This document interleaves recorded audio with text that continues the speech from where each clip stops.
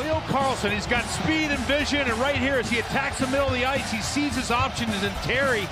I'm gonna steal the Declaration of Independence.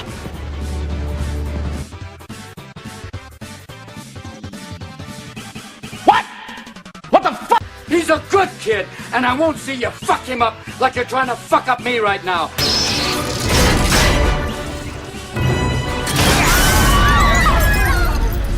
He's mine!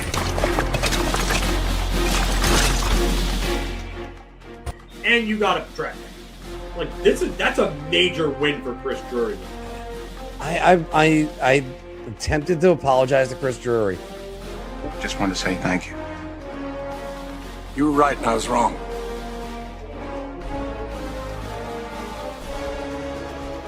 But the horses, the Lippenzoners, they are from Spain, not Portugal. Yes, sir.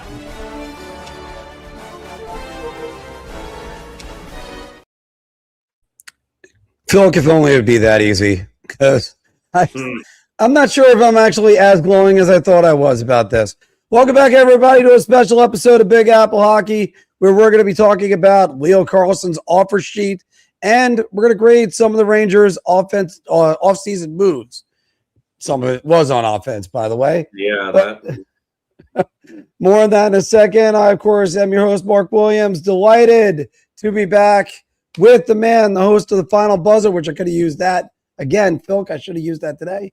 Mr. John Filkowski. There, I was about to say, there we go. But yeah, I don't necessarily need my intro video there. I think that one was more than good enough. I think it actually would have been better. It's a little flavor, little differentiation there. So yeah. Where were you thinking about going with that one then? What's up? I was thinking like the end of Crimson Tide for it, but I mean, I was trying to think of good like stealing things. Couldn't come up with much. Yeah, exactly. So, but yeah, I mean, we got some stuff to go over, some grades to give out. Now that, the air is cleared a little bit, we've had some time to stew on these things. Figured this would be a good day, dreary day here on Long Island, at least to go over some of these grades. So let's get into the news. Yeah, let's get into the news, and let's get right into that as we look at the Rangers in the offseason. Let's start with the big news in the NHL, though, this week, where it's the Flyers offer sheet Duck Center, or RFA Center, currently still a Duck, Leo Carlsson, 5 years, $90 million, $18 million AAV. He was set to become the highest paid player in the NHL, and he'd blow right past Kirill Kaprizov. Carlsson signs the offer sheet the Ducks have until July 10th to match it. That is Friday. So, Philk, one thing that people often say about this, or they've been asking me the question, can you just walk up to somebody and go, I bid this on you, and that's it, and now you're property of, say, the Philadelphia Flyers? Or they had to accept this offer, correct? Yeah. So an offer sheet has to be signed by the player. The player can reject the offer sheet. If they sign the offer sheet, then the offer sheet becomes activated, and then it's a binding agreement. Then at that point, and then the team has 7 days to match from the day that the offer sheet is signed. So the Ducks have until the 10th to match. Either way, Leo Carlsson is becoming the highest paid player in the league. Temporarily, we'll say, because there are some players that are going to be coming up within the next year or two that are probably going to go well past that figure. But yeah, this is big news. This is probably the biggest offer sheet since Joe Sakic, I would say. When you think about it. I mean, I know, funny enough, the Flyers handed out two of the bigger offer sheets in the salary cap era, one to Ryan Kessler, summer of 2006, and the other to Shea Weber in the summer of 2012, I believe it was. So, yeah, the Flyers seem to have no qualms about throwing out offer sheets to players. And Danny Briere, Alexa, play Buffalo Soldier by Bob Marley, because he's definitely rolling around his nuts in a wheelbarrow right now around Philadelphia, just throwing an offer sheet out to Leo Carlsson. But you know what? There's a strategy to these. And Pat Verbeek has played hardball with a lot of his young players. We've seen it with Trevor Zegras. We've seen it now with Carlsson. You know, sometimes it's best to get these guys under contract. Like, look at what happened with Jack Hughes in New Jersey. When Jack Hughes got signed to his deal, people are like, $8 million to change for Jack Hughes. Rah, rah, rah. What does he do? Comes out, has like a point per game season where he's half injured, or he misses like, I don't know, like 20, 30 games, something like that. Has like 60 something points, point per game. The next year, he has almost 100 points. And I mean, he's been a point per game player pretty much ever since. So when you know you have this type of talent potential in your hands, it is best to get ahead of the curve and sign these guys to deals that are team friendly and avoid them hitting a restricted free agent status where they're exposed to offer sheets. So now, Verbeek, during the agency stream. Sorry, what? I said, Pat Verbeek, you're going to lose points here, man. Yeah, you are, because Pat Verbeek played poker and he lost. It's just that simple. He was hoping to call Leo Carlsson's bluff, and instead it ends up being something that comes right back in his face. That being said, with this, I mean, we can go into the different motives of the Flyers in a minute, but let's say, because you get the people that say, well, why would Leo Carlsson sign this? You put a contract in front of a guy and say, we're going to make you the highest paid player in the NHL, no matter where you are. It's Philadelphia or if it's Anaheim. That's where he knows. He now knows where he's going to be, and he's going to be the highest paid player in the NHL next season. Who wouldn't sign that? I'd sign up for that right now. I would sign up for that right now. And if you told me every single day that I get to the arena, I got hit in the belly with a baseball bat swung by a roided up Mark McGuire, I'm still taking it. So that's very specific. I know, it's just like, oh, hi, Mark. 18 million. Okay. But that's just kind of like and I love Mark McGuire, by the way, and I just kind of feel a little bit bad about that example. But folks, that's the only way to even think about it right now. You're signing that no matter what. Loyalty doesn't even factor in here because they can be loyal as all hell and just re-sign you and match the deal. There you go. So as far as the Ducks go, I kind of still looked at this and went, you know what? I don't know if they're going to match this because that might put them into cap hell. But if this is if everybody wants to say, oh, Phil, oh, Mark, Phil, the cap is going up. What are you guys thinking? You're complaining about the Igor Shesterkin contract. Well, maybe it's an aberration, and maybe it's something that's not going to reset the market, so to speak. Because, as we're going to mention with some of the other guys that are going in here, but you got the Barrett Hayden RFA deal where the poison pill is there. If Utah decides to match him, they can't trade him. He becomes a UFA next year. So why not let him go to New Jersey right now for $4.6 million and get a second round pick back? Now, in this particular case, the Flyers would get the 4 first rounders, as I thought I saved it first. As is this better or saying 4 first is a big deal. Yes, it is. But if the Flyers get Leo Carlsson, they're in the 25 to 32 range. And late first rounders, although it'll help with maneuverability, they don't exactly blossom into these superstars.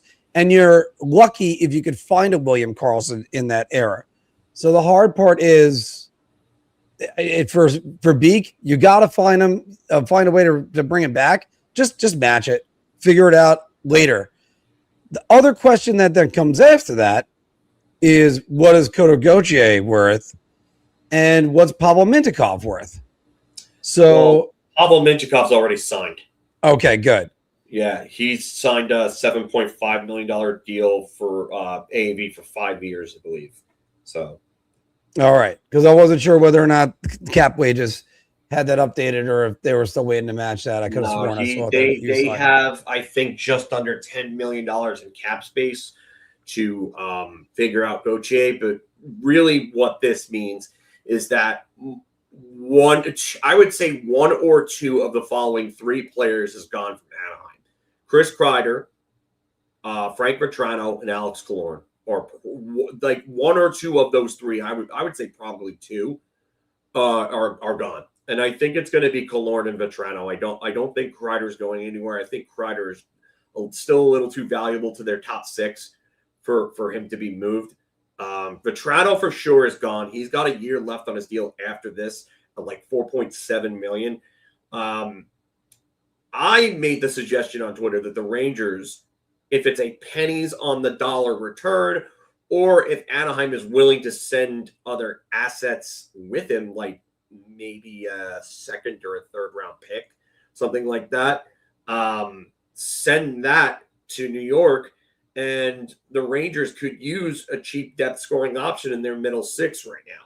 Because we'll talk a little more about that later when we get into the Pavel Dorofeyev move, but they could use some help. So I think you'll see Frank Vetrano and Alex Killorn, if they can move that salary, his $6 million and change, that would be ideal because that would give them enough space.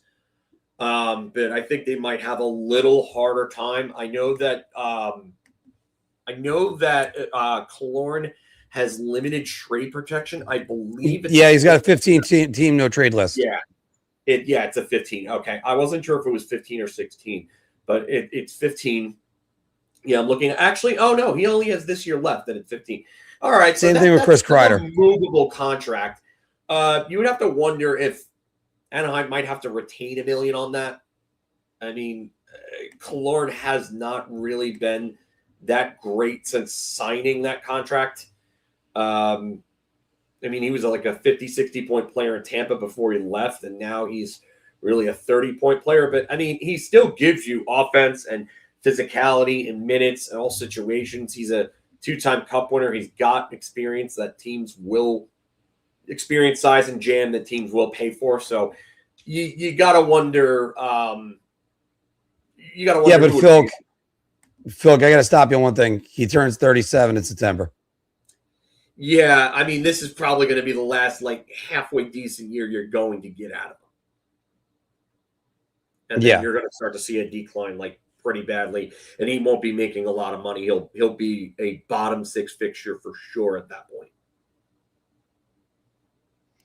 Well, the good news is for Cutter Gauthier that he is an RFA. He's a 10.2. I'm trying to get the actual logistics out of that.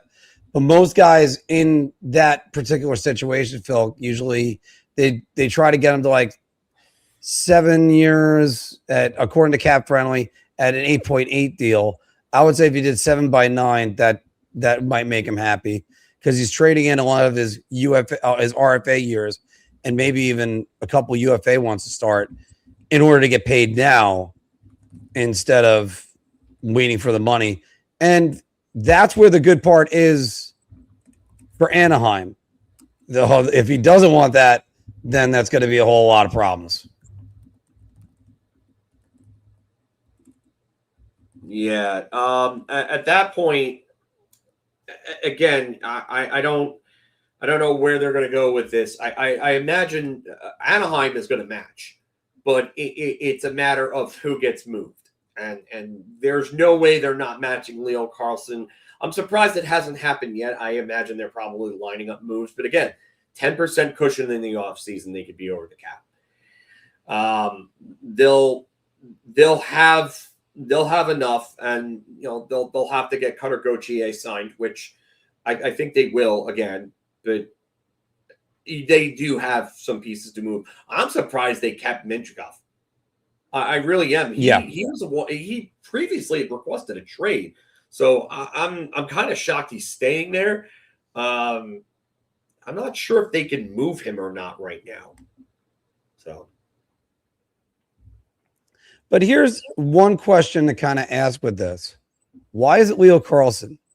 Is it that Briere really believes in him, that he's going to be this great center, which is very likely? Or, I mean, you get the internet, they're scrambling around and saying you know what? This is all revenge for Cutter Gauthier and the way he treated them. I don't think it's a Cutter Gauthier thing. I think they have a hole at center. Like right now, their top center is Trevor Zegras. Where's their center depth otherwise? Sean Couturier is really a bottom six center at this point. Tommy brings up a great point. Like the Flyers can't make other moves until the match. I don't think they don't match. I don't, because I don't think the 4 first-rounders will measure up to Leo Carlsson. I don't think you're winning that if you're Anaheim. No, not especially with bottom level centers of first rounds. Those are going to be bottom half of the first round picks. You got to remember that. And there's no guarantee that you hit on 4 picks that are in possibly the 20s. Like, I'm not saying you can't get great players in later parts of a first round. Look at David Pastrnak. David Pastrnak was not in the top half of the first round. He was a later first round pick, and he's become one of the biggest superstars in the NHL. Like, it can happen, but you have to really pick on those. Could they go after Larkin and take the 4 first round picks? I don't think that's the smartest move, because I don't think Larkin makes them better. No, and a matter of fact, taking a player that I believe is he 9 years older? Larkin to Larkin's 9 years older. He was a 2014 draft. Carlson thank you. That's a big age gap. That's a big age gap. Okay. So you're getting older and worse. And well, I mean, again, there is no guarantee first overalls hit either, but statistically hit more of the time than they do. And then we're not even talking first overall, since Carlson's a second, but top 3 picks have a higher percentage of hitting over the years. Not only that, but why are we even talking about the possibility of a top 3 pick hitting or not when Leo Carlsson was almost a point per game this year? Yeah, Leo Carlsson hit. We already know who he is. He's here. They load managed the crap out of him like he was an NBA player the first 2 years. But he's here. Make no mistake. And now it looks like he's ready to ascend to a superstar level. And the Philadelphia Flyers might be the ones reaping the rewards. And yes, while you could say Verbeek should have extended him last summer, and I still subscribe to the theory of wait as long as you can before you sign these deals, just in case. Yeah, but here's the point: those picks aren't going to be in the top half of the first round unless Philly somehow screws everything up, and we don't see Daniel Briere being a complete buffoon of a GM. Daniel Briere has been smart. You could say what you want about Briere as a player, whether or not you liked him or you hated him, but I mean, as a GM, he's been pretty damn good so far. I'll give him that. All right, but Phil, let me bite on some of these. Pick a draft, any draft that you could think of in the last 10 years.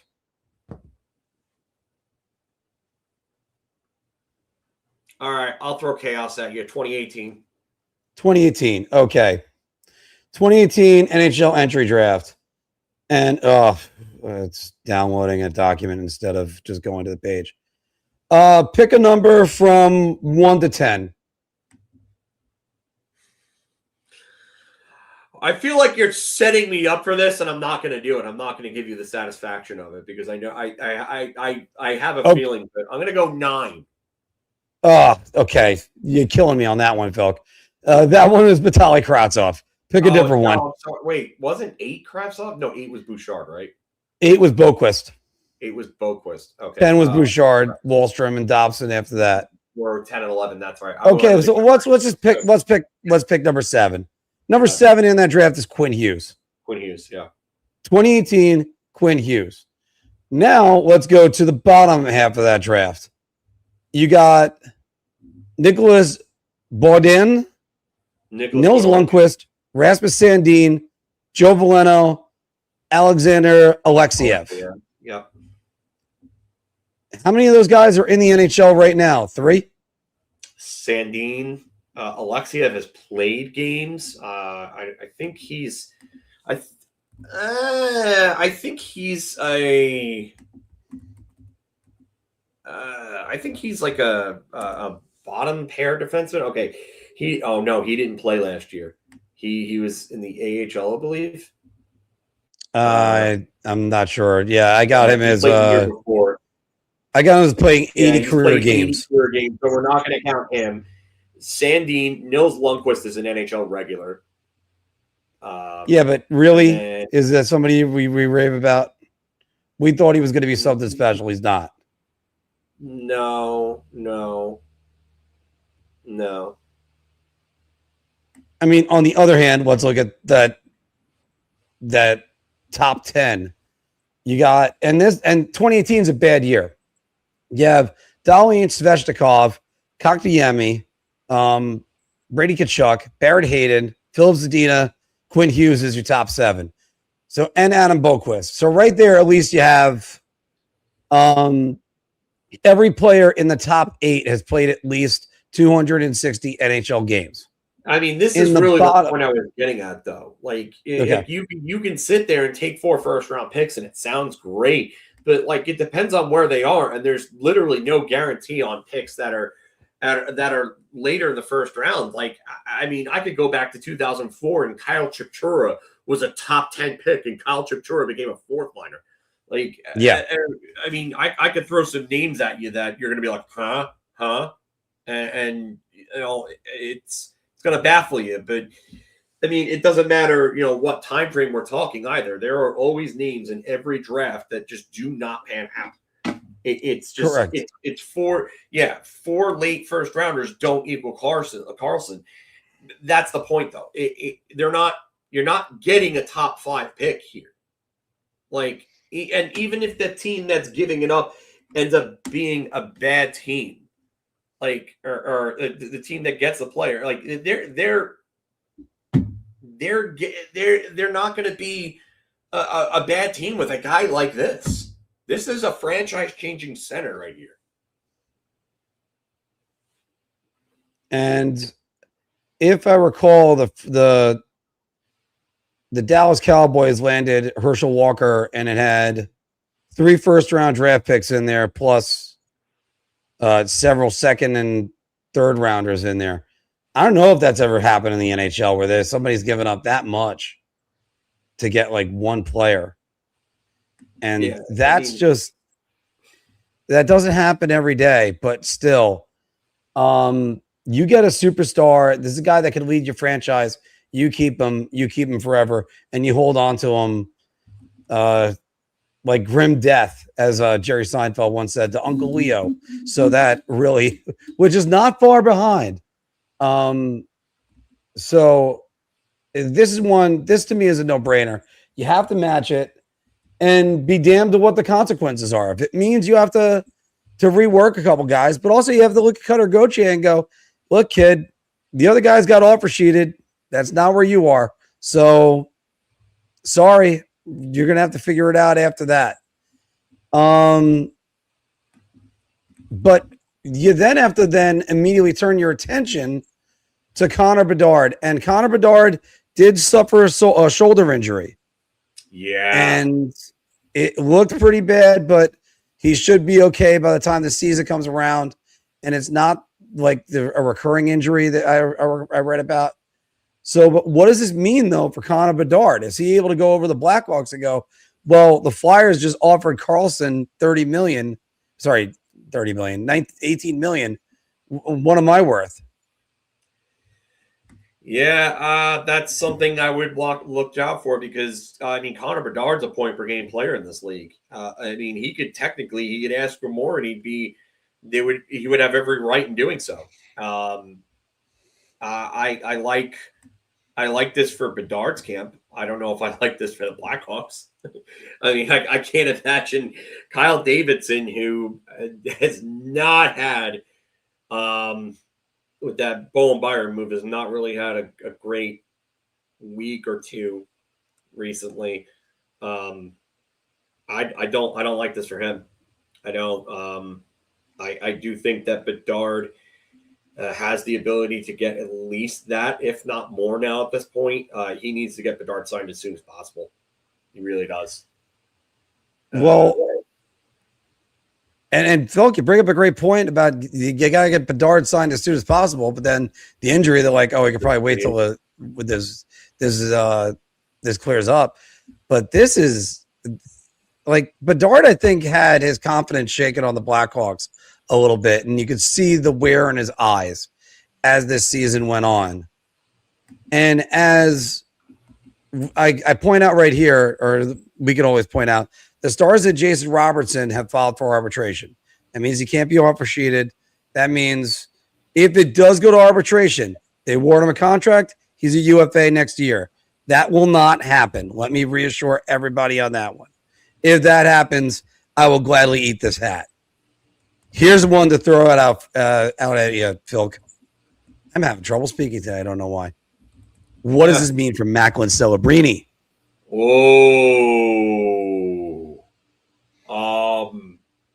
I think he could be the highest paid player in the NHL when his time ends on his ELC. I really do. I think he's worth that. I think you know my thoughts on him. He should have been the MVP. Oh yeah, he should have been the MVP. And Celebrini is probably the best all around player. And ownership, sole use of the Chicago River. Celebrini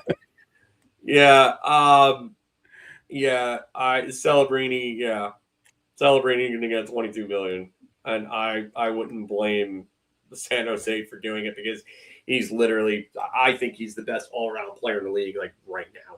I think he's just a dynamic playmaker. The dude outscores the second highest scorer on his team by about 60 points, and they don't give him the MVP somehow, which is just absolutely absurd. I can't believe that he didn't win the MVP. Like, San Jose is literally they are a joke without him. They're a joke without him. And I know they go and they add Trouba and Nurse because they want beef and leadership and physicality on that back line. I don't think Nurse is a bad addition. I think, what the hell were you doing with Trouba? Like, that deal is just atrocious. Jacob Trouba must have like incriminating photos of Mike Greer doing something bad, because there's no reason why Jacob Trouba should have gotten that contract. He should have gotten like half of that to be a third pairing defenseman, because that's literally what he is at that point. This has got to be a good lesson for Mike Greer. Like, now you're able to do it now. Do it now. Go give him 18, 19, whatever the hell it is. Go give him it. So, do it now.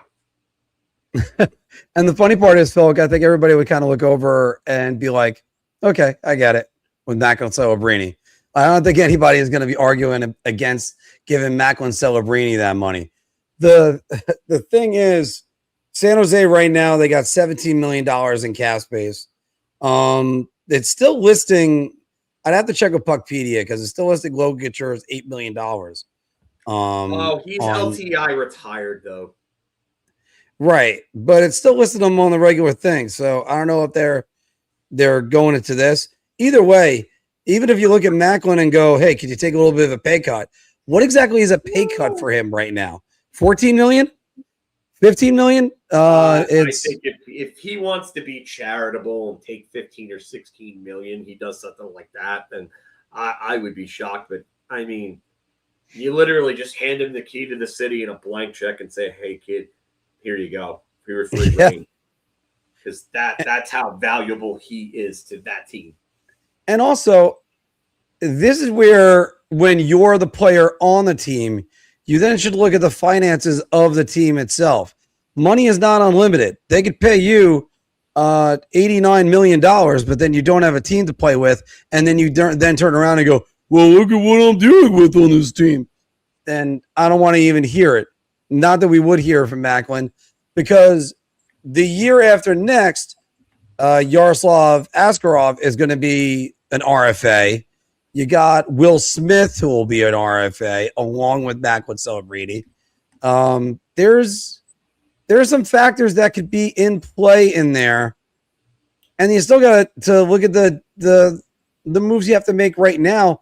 Even like I wanted to say restructuring or just shoring up that defense. I mean, John Klingberg is still a free agent for them. I don't know if they're going to bring him back. We'll see about that.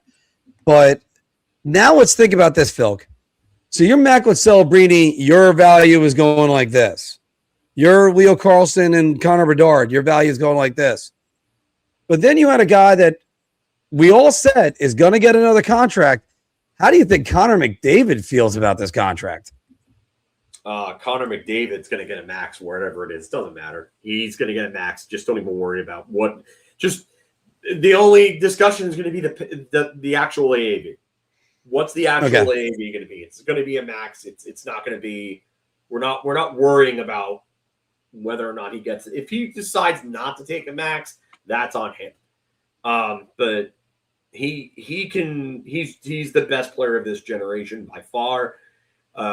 He's going down as a top 5 player of all time, in my opinion. I think he has the chance to score 2,000 points, become the second player. Whatever. You give him whatever you want. It's not his fault that he hasn't won in Edmonton. It is every general manager and every other player, aside from Leon Draisaitl, by the way. You were not, the mega the Paul Angerman fucking push it to the limit. Yeah. It's going to be there. You can look at like Bedard and McDavid as Tony and Sosa laughing with each other on the phone while that song is playing at the money that's coming into them. I mean, it's just kind of funny, but you kind of see him taking this team-friendly deal. This really throws a monkey wrench into everything in the NHL now. Like there's just going to be so much money going in. And I understand when everybody says the cap's going up. And my reply is that doesn't mean you have to spend it. This one, a lot of GMs might want to go punch Daniel Briere in the face and just be like, dude, what are you doing to me? Yeah, he brought it here a little earlier than it needed to be, I guess, but it was still coming. Right.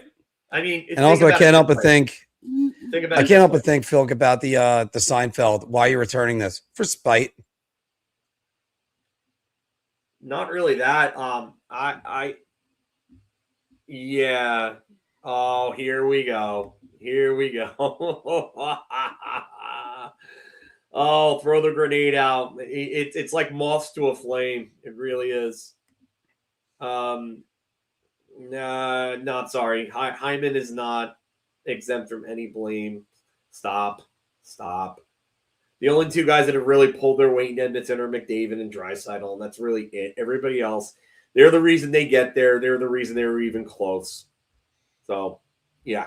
But yeah, I like what Montreal's done. Ken Hughes has done a very good job.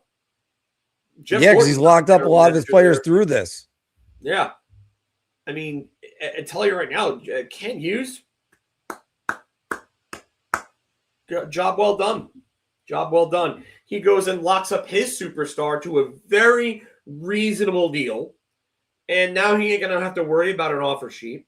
And he's got Demidov, who's probably going to be, I would say, at least an 80 to a 90-point player under contract for a very long time. By the way, David's asking this one. Don't get why it's a 5-year deal. Why not a 1-year deal and get the player on a lower contract?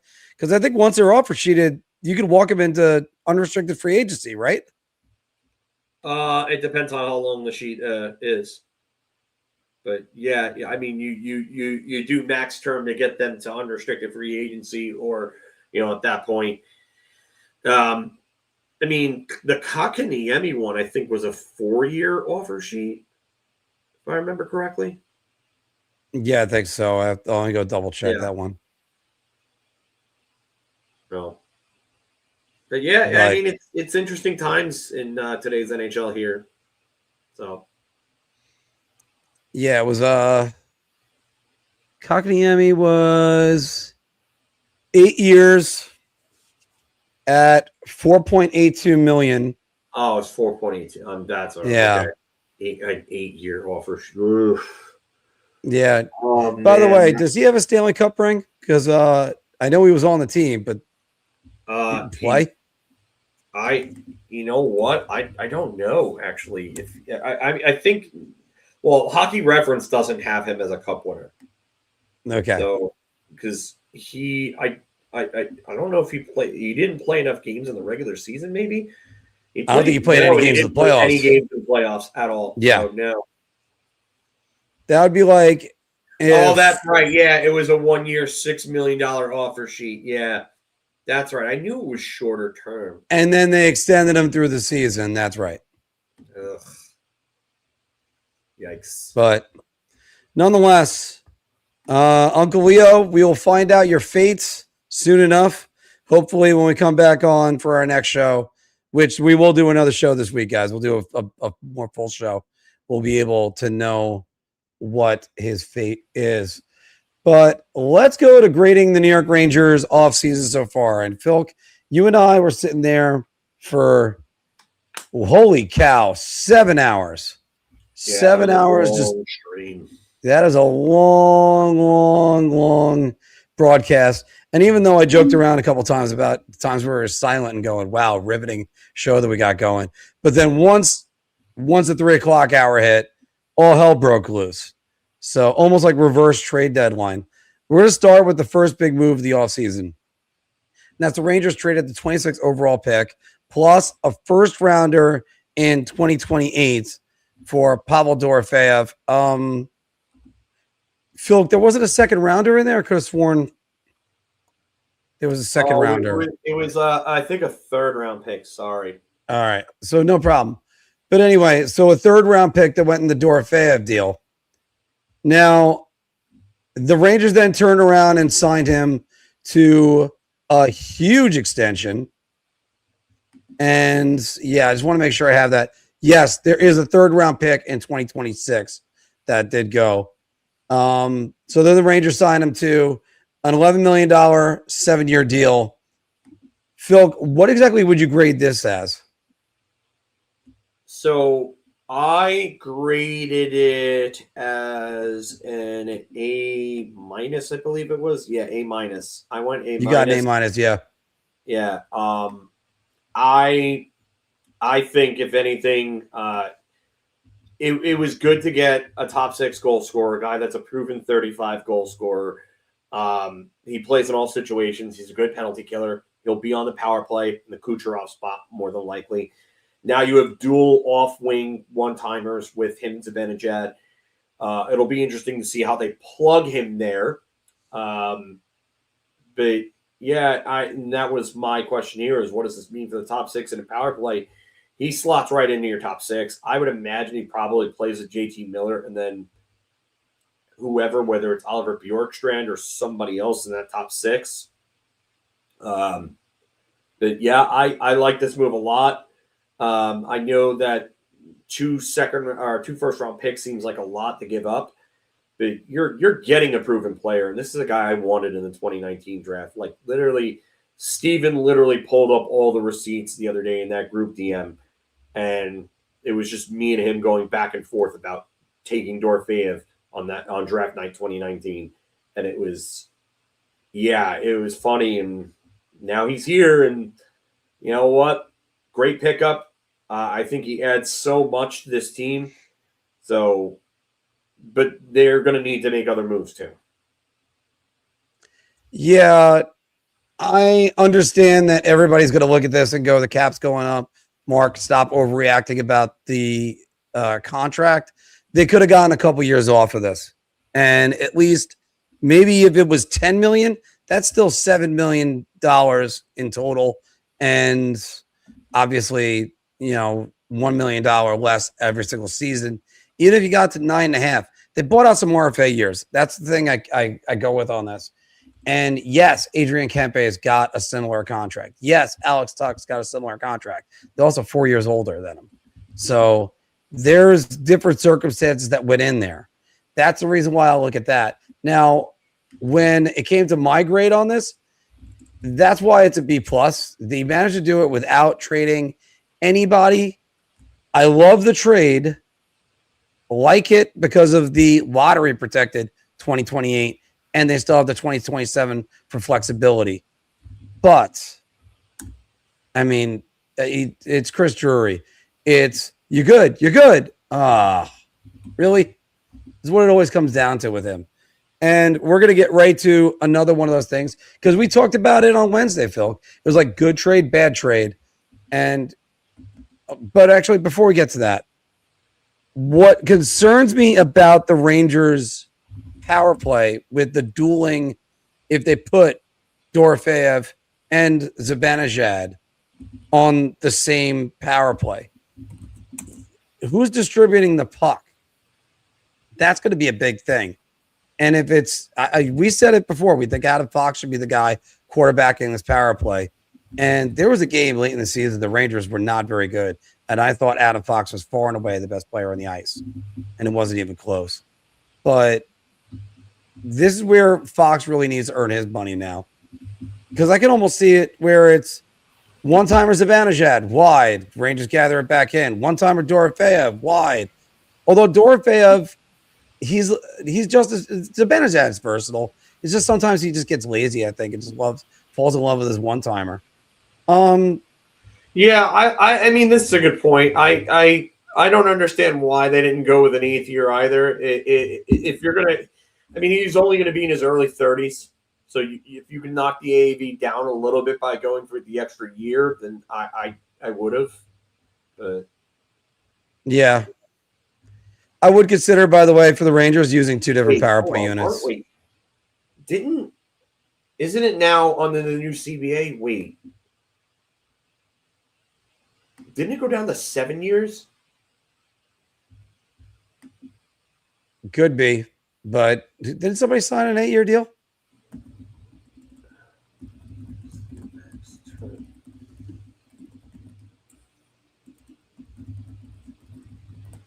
I thought that. The max term is 7 years for players re-signing with their current club. Yep, so it is 7. Yeah, it's 7. Yeah, so it is max term. Okay, no, that's the lowest they could have went then. But let's move on to this trade, and we were highly critical of it last Wednesday. I want to surprise everybody. We're still going to be highly critical of it right now. But the Rangers trade Kalle Vasanen and a 4th-round pick to Boston for Jonas Korpisalo. Filk, start first with the trade, and then we have a question that comes right after that. All right. So I'm not a fan of this deal at all. Is it catastrophically bad? No, but it's kind of pointless and kind of stupid when there are other options that are comparable goaltenders out there that they could have brought this guy, or they could have brought in for the same exact role for the same exact reasons. And I've said this on our streams. You wanted to bring in a goaltender to challenge Dylan Garand because you didn't think that was 3 games was enough. Okay, fine. Why are you trading for one? Why are you going after a goaltender that has a $3 million cap hit? And 2, why are you giving up assets for a guy that was a sub 900 save percentage goalie with a GAA of over 3?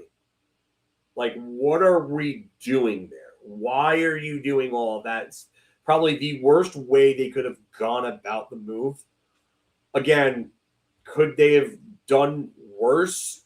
Sure. I don't know how much worse they could have done, but they probably could have done worse. It's Chris Drury. Yeah. I would rather have Vitek Vanacek at 1 or 1.5 million than Jonas Korpisalo, who is the same caliber of goaltender for 2/3 of the price more. So no, thank you. So what does this mean for Dylan Garand?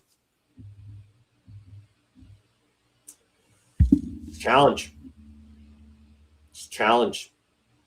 So, no, I mean, I will do what I want to do with this. So, yeah, I care. I care that you're taking salary that you don't need to spend, salary cap that you do not need to spend on a goaltender that is probably not going to figure into your lineup because, and again, he's got trade protection. So how are you moving him? How are you moving him? Sure, but how are you moving him if he doesn't win it? If Korpisalo doesn't win it, how are you moving him? Because you're not getting anything out of burying him. If you want to be short-sighted, go ahead. But don't tell people that they're wrong for looking at this for other angles. I'm sorry, but that's one of the dumbest comments I have ever heard on here. I am sorry. It's blah, blah, blah. Yeah, blah, blah, blah, blah, blah, blah. Give me a fucking... Well, let me jump in right here. As much as Steven was a proponent of this and said, if Dylan Garand can't figure it out, then that's where it's then he's got bigger problems. To the however, that doesn't need it the most. That's the reason why. Again, thank you. It's stupid. And first off, by the way, let me get to the grades on this because Phil gave it a D. I gave it a straight out F because you didn't need to spend this money. This is wasteful. And the 4th round pick, oh no, what are you going to do with the 4th round pick? You wouldn't care about the assets. Who knows what the 4th round pick could have been? I don't, because you know who was a 4th round pick? Igor Shesterkin. So why not use him? Okay. So by the way, and I love the challenge aspect. Oh, the challenge aspect. Trying to challenge Dylan Garand. Here he is being challenged. You think he wants to be the number 1 goaltender in New York? You got to beat out Igor Shesterkin in order to do it. And you couldn't get a $1 million goaltender to come in. You had to trade for Jonas Korpisalo, who's been, to use the words of my partner over here, he's been dog shit. He's been dog shit. So it's just like, it makes no sense to trade any assets to get somebody who you might just discard in September. But that's Chris Drury. And you got to overthink it. If you don't overthink it, then you're not the brilliance of Chris Drury, who he was starting to climb the ladder, and then other GMs decided, nah, you know what? We're going to make some moves. Because I think we're going to ask a question at the end of this. And we're going to get the rankings this week from Anthony on what the Metro GMs have done. Here's guys that are left, by the way, that you could have signed. For a fraction of that, for probably a third of that, you probably could have gotten Cam Talbot, Connor Ingram, Peter Mrazek, someone like that. You could have brought them in for $1 million, and you would have gotten the same production, or better. And you wouldn't have had to make a trade and take on a $3 million cap hit. And it's only $3 million because he has $1 million retained on it. He was a $4 million goalie. Like, what are we even doing here? It's a terrible move. I'm being generous, giving it a D right now. I'm not being generous. I didn't see the point of it originally. I don't see the point of it now. And you go through it. Let's see who's making $3 million. Well, cool. He's making 3.9. There's somebody, or maybe you could have taken that 3.9 and given it to Braden Schneider and not wasted whatever money. Cap is finite, people. Once you run out of cap, you run out of cap. You don't need to add on a third goaltender for absolutely no reason. Why don't they bring back Jonathan Quick? Yeah, and then if not, then what are you doing? Because Garand has to go through waivers as well. He's not waiver exempt anymore. Like, this is dumb. That's where, yeah. It's where again, they didn't need to allocate any other resources right now. They were set. And this is a young goaltender who's proven that he belongs in the big leagues. And instead, let's bring in a has-been, or better yet, a never was, which is what Korpisalo is. Korpisalo had a couple pretty good seasons. He went to LA, had a great season, peaked when he was with LA, and then reverted back to garbage. And he peaked under a better defensive system with better defensive players in front of him. Like, are we really going to try to act like Jonas Korpisalo was great and not the LA team in front of him that was playing great defense? Like the better version of him. No way the Oilers or San Jose are going to not take a chance on Garand at this point. There is no way he is making it to Hartford. There is no way he's making it to the AHL. Absolutely not. And that's one of the dumbest parts of this deal. You know what? I'm actually going to go back. I'm going to go back on this now. I'm going to change my grade. Why? Okay. Because I can. And you know what I'm going to do? F. There you go. F. Now, with that factored in, F. Now I'm going to go F. Because, by the way, let's also talk about just biases and everything.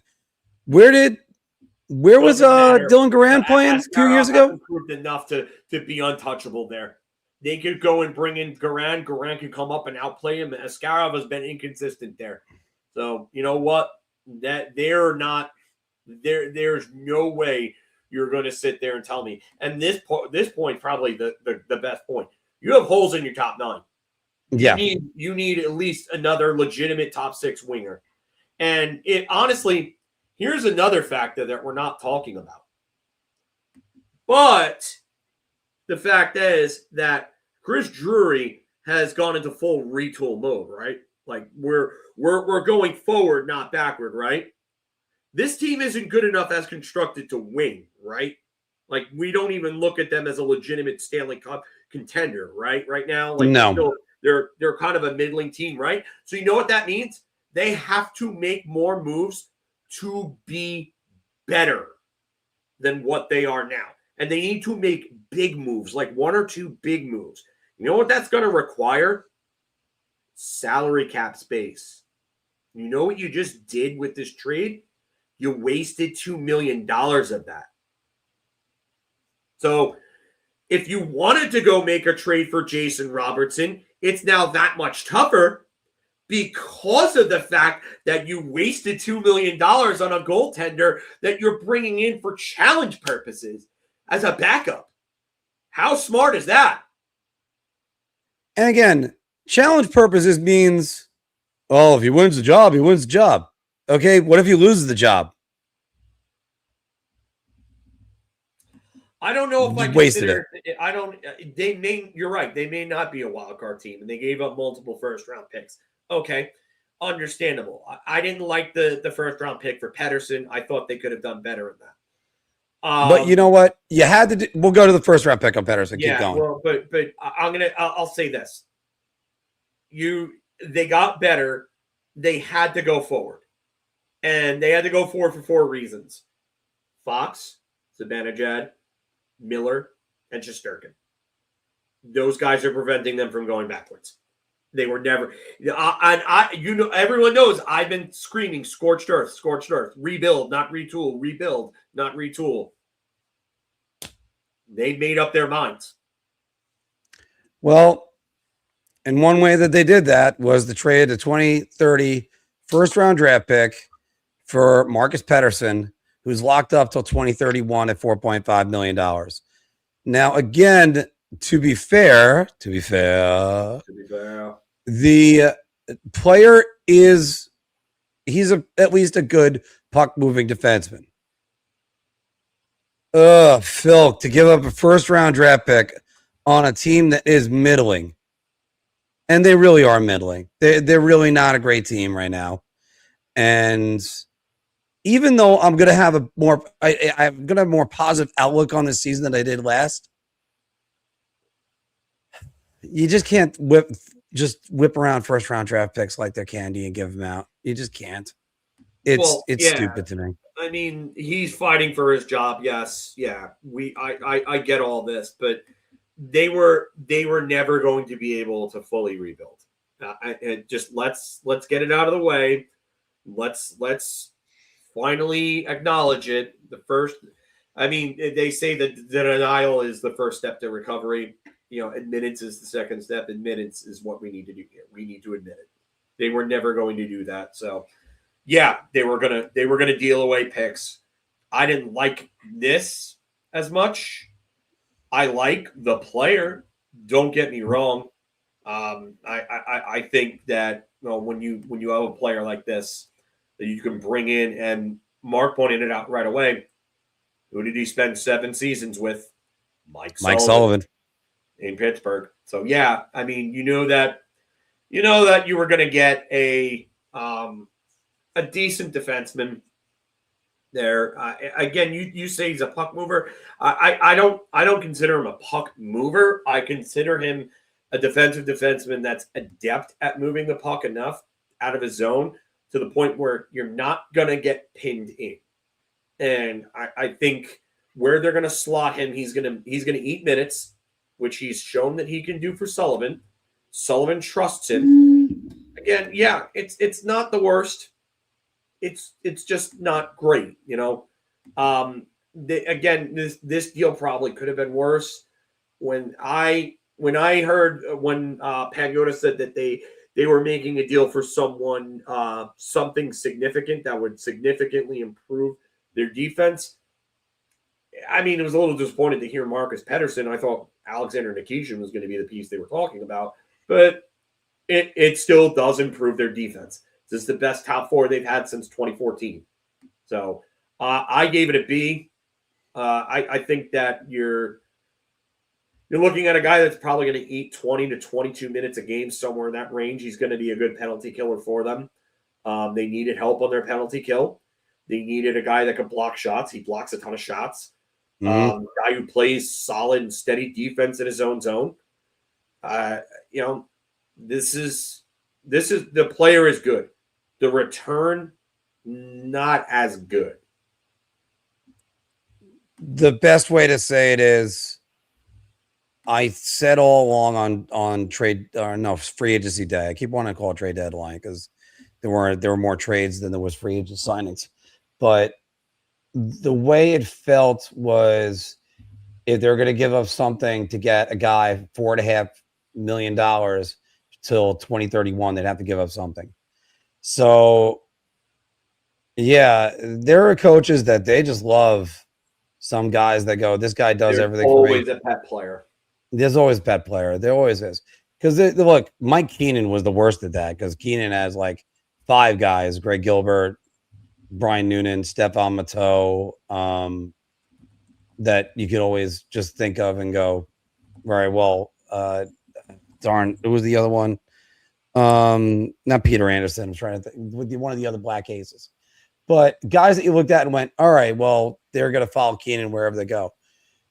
I don't think the Rangers needed this move, but I'm not exactly against it. The thing is, you couldn't have done it without giving up a first-round pick, because there's no guarantee the Rangers are going to leapfrog anybody. Yes, I completely agree with this right here. Yeah. This would have been if they could have made this trade at the 2024 deadline, they could have gotten Marcus Pettersson. Actually, he was in Vancouver. No, he was in Vancouver at the time, right? Yeah. He was in Pittsburgh at the time. No, he was still in Pittsburgh. Okay, yeah. Then you can't really. You could have gotten him. Oh, I mean, he could have been a part of a Jake Gensel deal. Yeah. If you were going to go all in, that would have been the deal to do it. You would have gotten Pettersson and Gensel, and that probably could have gotten you over the top, and you could have won the cup. And then who knows? Maybe you pair Jacob Trouba with Marcus Pettersson on the third pairing, and DeAndre Miller and Braden Schneider on your second pairing, and you would have won a Stanley Cup. And there you go. It's just as somebody commented on our reaction to this, you got a defenseman. No, I get it, but I'm just giving an example of what I would have done with it. But. Right. And you got a defenseman that's played almost 600 games in the NHL. At 600. And he's got, 21 goals in his career. Not basing it off of that. Yeah, 604 games and 21 goals. But, you kind of wish you saw a little bit more offensive production.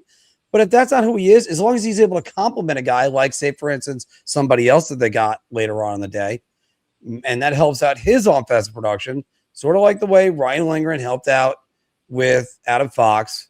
And then Adam Fox was even helped out more by Vladislav Gavrikov, who had a career year. That's one thing we don't want to lose sight on. Gavrikov had a great year. Can he do it again? We'll see about that one. I think that his offensive production will go down. They're gonna lose production from him, but they're gonna get that production from Fox. Like, he wasn't brought in to do what he just did this year. He did what he did because Fox was hurt, and then he started taking, the point on the power play, and they were, for whatever reason, they were trying to run 5 forwards, and that's what that power play was horrendous when they were running 5 forwards. But I do think that you're going to lose offense from him, but you're going to be fine because you're going to get it back in other areas. Now to the trade that really kind of stopped us dead in our tracks, which was the Vincent Trocheck trade. Vinny Trocheck to Utah for Sean Durzi, Cole Boudouin, and a 3rd-round draft pick in 2027. So, Phil, what is your grade on this trade? So that one, I went with a minus on, because we're both trying to get the banner up there. But yeah, I liked I like this trade a lot, because they get a guy in Sean Durzi who fills a massive need for them, and Durzi has to stay healthy. Like, that's going to be a big thing. Like, Durzi would has to stay healthy, but he's a right-handed shot. He's an effective puck mover. And if you look at his stats, like, across the board, the vast majority of his points throughout his career come in even strength. He's not a power play guy. He doesn't play a lot of minutes on the power play. So, I mean, last year he had 27 points. Only 4 of those came on the power play. He had no power play goals, only 4 power play assists. The year before, he was hurt, missed like 52 games. I'm not going to really go into that because it's a lost year. The year before that, his first year in Arizona with the Coyotes, he had his best year, 9 goals, 41 points. He had 16 of those come on a power play. So 25 of his 41 points came in even strength. Like, he's a very, very good offensive producer. And we talked about this. What did Drury and Sullivan say in the year ends that they wanted to add? Puck movers. What did they go out and get? Puck movers. 2 guys who could move the puck that will probably play on their second pairing. I know that people are giving it like lower grades than me. I just think that they added a lot of good pieces in this. Durzi is an excellent piece. He really is. And I think he's going to be a big factor here if he stays healthy. Cole Baudouin is really, like, is this better? Saying is like kind of the piece for all this. I don't know if I would go Pettersson over Gavrikov. I think Gavrikov is a little better defensively. I know you mentioned before that Gavrikov was kind of shaky defensively this year. Yeah, Adam Fox missed a ton of time. Yeah. He had multiple partners this year. So he had a different partner every other day. And the Rangers forwards were not helping out. No. Let's not forget. Not good defensively. I don't know what people see. I have trouble finding what people see in JT Miller. I did not see this defensive stalwart that everybody talks about. I saw a guy that gave away the puck a lot in the defensive zone, and at times made foolish plays. And like, that's something that's got to get out of them now. If you want to contend, they got to get out of that right now. Yeah. But going back to Baudouin, what exactly is his ceiling and trajectory? I think he could be a second line center. Like at his very best, I think he is a good second line center. I know a lot of people saying third line center.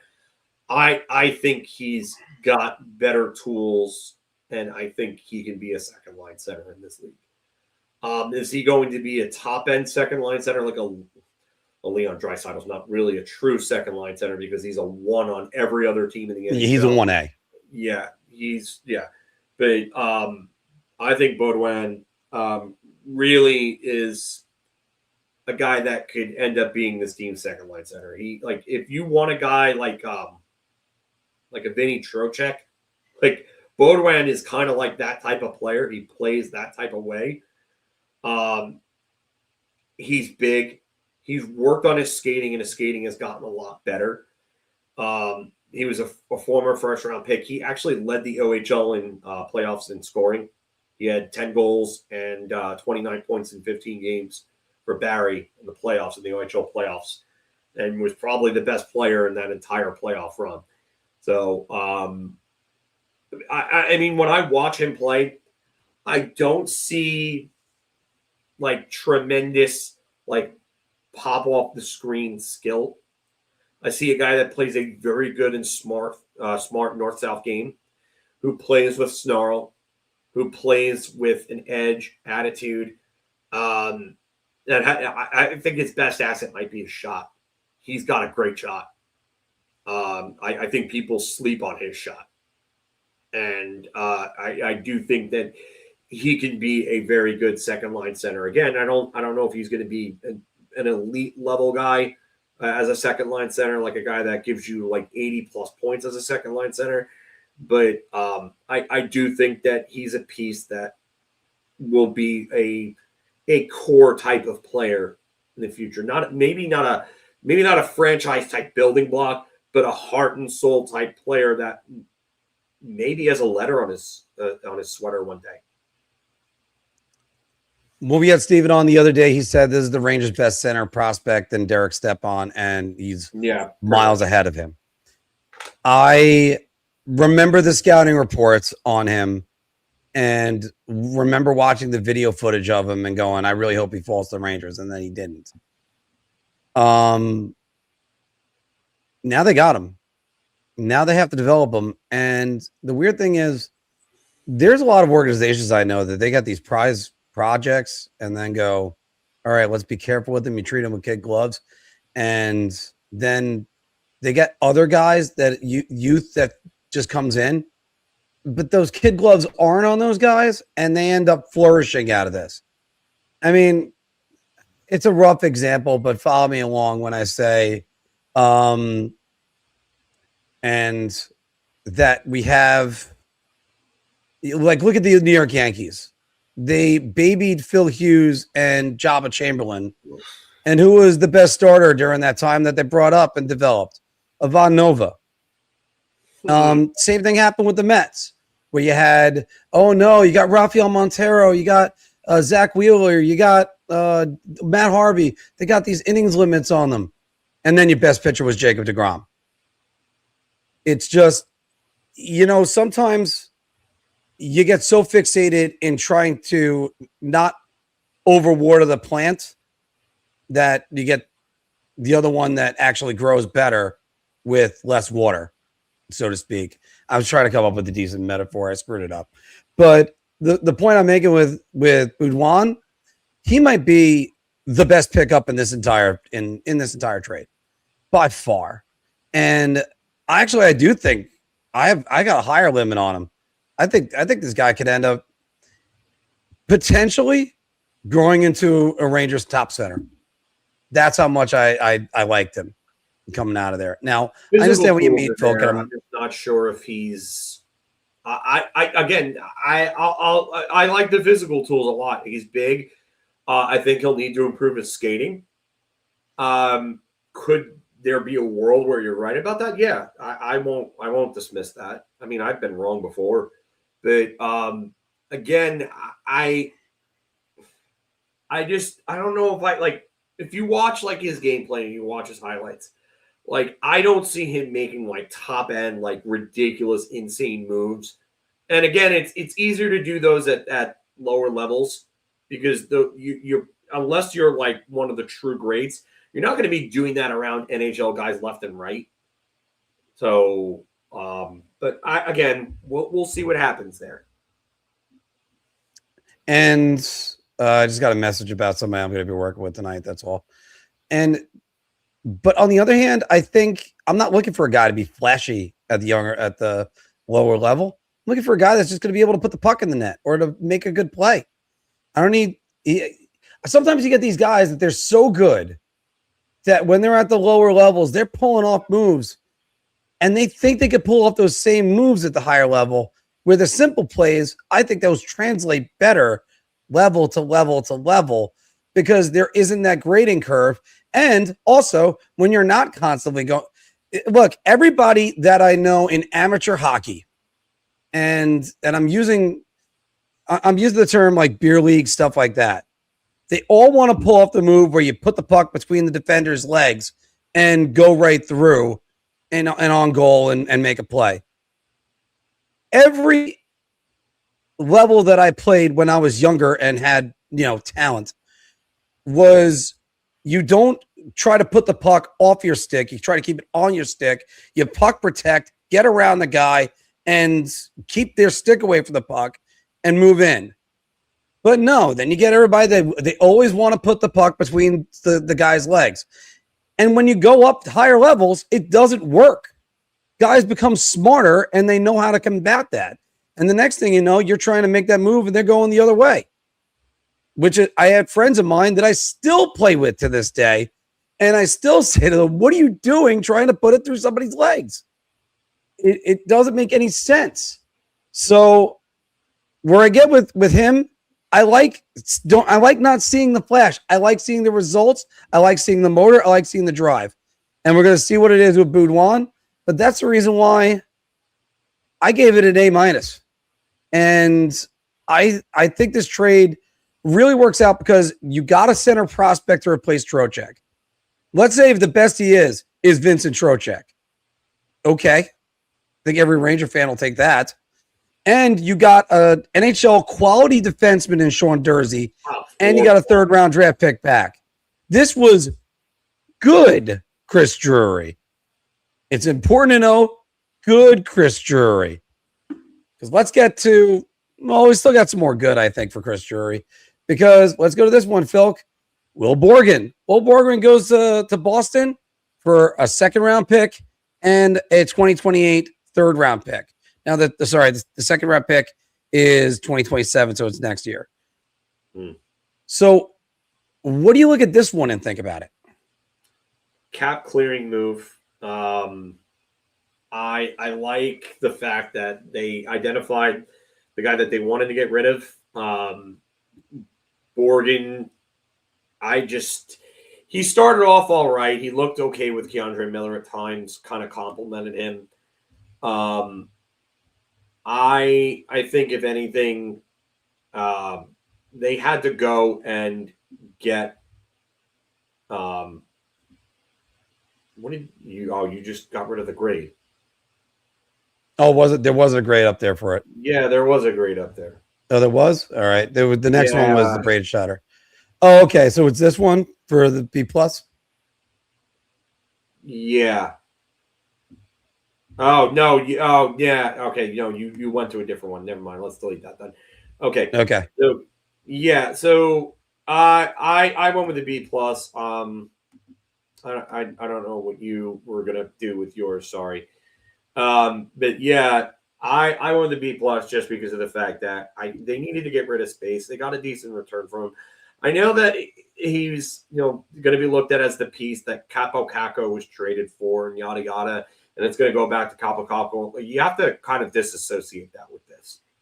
You got back a second and a third for a guy who really wasn't that good. I'm sorry, and he was overpaid, like tremendously overpaid. So they got rid of that.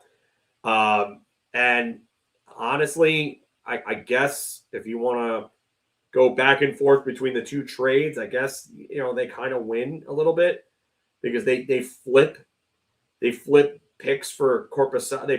They flip a fourth and a prospect for Corpusalo, and then they flip Borgen, and so it's basically a fourth and a prospect and Borgen for Corpusalo and a second and a third. So I mean, I guess they come out all right in the end, but yeah, I like the Borgen deal a lot better than I like the Corpusalo deal. I'll tell you that. I like the Borgen deal. The Borgen deal. Now, we're going to get to what Rich is saying with this. The Borgen deal, as far as the trade goes, you trade an okay quality defense, but I would have been okay if the Rangers kept him. But apparently that means they're going to choose him over Braden Schneider. To move. They're going to choose him to move, not Braden, and keep Braden Schneider.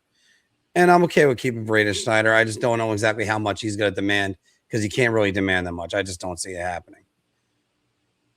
Phil, what I really hate about the Borgen deal is that never mind Capo Cacos, who they traded him for.